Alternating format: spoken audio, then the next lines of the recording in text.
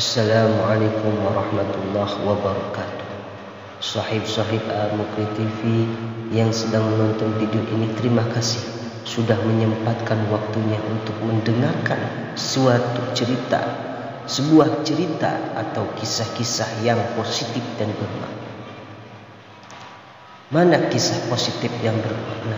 Yaitu kisah ini yang berjudul yaitu kisah wali Allah yang namanya tertera di Lauhil Mahfuz sebagai penghuni neraka. Akan tetapi sebelum saya menceritakan kisah tersebut, alangkah baiknya untuk yang belum subscribe-lah terlebih dahulu. Dan jangan lupa di like, share, dan komen. Mudah-mudahan kita semua mendapatkan ridho dari Allah Subhanahu wa Ta'ala dan mendapatkan keberkahan di dunia dan di akhirat. Baik para sahib Al-Mukri TV, kita lanjut dengan kisahnya. Jadi ada seseorang sufi dari kalangan tokoh tasawuf yang bernama Syekh Abdul Aziz Al-Zabaki. Beliau dalam kalangan tokoh tasawuf termasuk ulama kelas atas, yaitu wali min auliyaillah, yaitu ahli ibadah, seseorang yang ahli ibadah. Suatu ketika malaikat melihat namanya di lembaran kitab Lauhil Mahfuz ada dalam deretan penghuni neraka. Melihat hal tersebut, malaikat merasa kasihan dan mendatangi Abdul Aziz Al-Zabaki. Sehingga malaikat berkata, "Wahai Abdul Aziz, untuk apa engkau ibadah sampai segitunya? Sedangkan aku melihat namamu di lembaran Lauhil Mahfuz, engkau adalah penghuni neraka. Mau ibadah gimana pun engkau tetap akan masuk neraka." Kemudian Abdul Aziz menjawab, "Hai malaikat, surga dan neraka bukan urusanku. Aku diciptakan oleh Allah Subhanahu wa Ta'ala hanya untuk beribadah kepada Allah Subhanahu wa Ta'ala.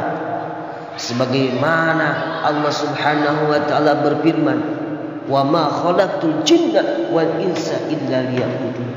Tidaklah aku ciptakan jin dan manusia kecuali hanya untuk beribadah kepadaku. Mau aku masuk surga atau neraka itu haknya Allah Subhanahu wa Ta'ala." Subhanallah, benar-benar ikhlas dalam beribadah. Kemudian malaikat kembali ke Lauhil Mahfuz dan dilihat namanya diubah menjadi oleh Allah Subhanahu wa Ta'ala menjadi penghuni surga, sebab Allah berhak menetapkan kitabullah. Lantas malaikat kembali menemui Abdul Aziz dan berkata, "Wahai Abdul Aziz, ada kabar gembira. Baru saja aku melihat namamu oleh Allah dirubah menjadi penghuni surga." Abdul Aziz menjawab, "Alhamdulillah. Tapi sekali lagi malaikat, surga dan neraka bukan urusanku.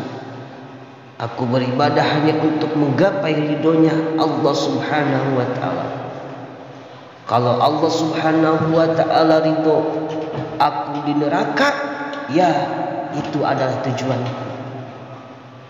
Malaikat pun takjub dengan keikhlasan Abdul Aziz dalam beribadah dan berkata, "Wahai Abdul Aziz, ikhlasmu inilah yang membuat Allah ridho dan merubah namamu menjadi penghuni surga."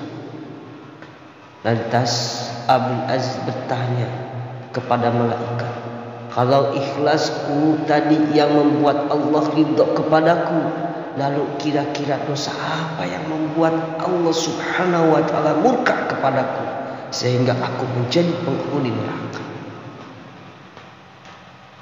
Kemudian malaikat bercerita, Engkau ingat ketika engkau masih kecil, ketika umurmu sekitar 15 tahunan. Engkau ingat ketika engkau tidur di kamar tidurmu, kemudian engkau mendengar suara langkah kaki ibumu menuju tempat tidurmu untuk menyuruhmu kembali sesuatu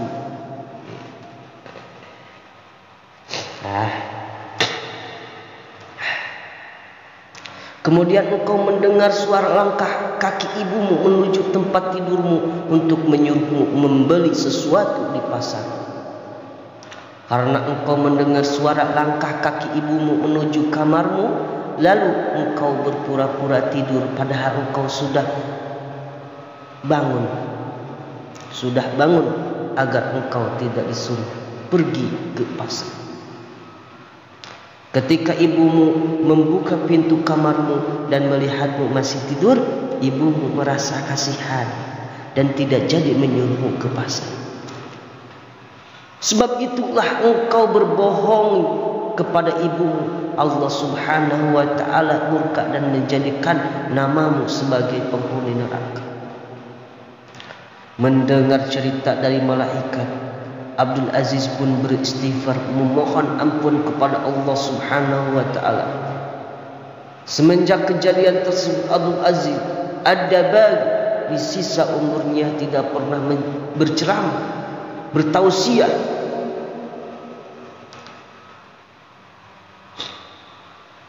kecuali hanya tentang berbakti kepada orang tua.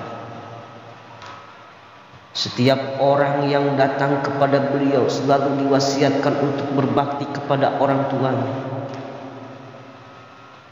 Mari kita renungkan sejenak. Padahal beliau hanya pura-pura tidur. Lalu bagaimana yang sampai membentak ibunya? Bagaimana yang sampai memasangkan wajahnya cemberut kepada ibunya? Yang mengeraskan suaranya di depan ibunya, yang sampai tidak memberi nafkah, dan bahkan yang sampai membuat nangis ibunya. Bagaimana kira-kira nasibnya?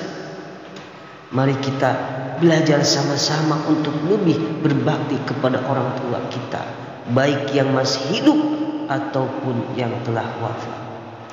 Jangan meremehkan dosa kecil. Dikhawatirkan di situ ada murkanya Allah Subhanahu wa ta'ala.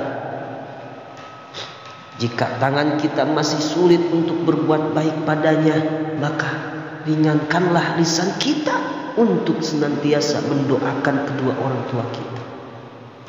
Semoga Allah Subhanahu wa ta'ala mengampuni semua dosa-dosa orang tua kita. Amin, amin, amin ya Allah ya Rabbal alamin. Allahumma ighfir dhunubi li wa li walidayna warhamhuma kama rabbayana shighara. Allahumma shalli ala sayyidina Muhammad wa ala ali sayyidina Muhammad.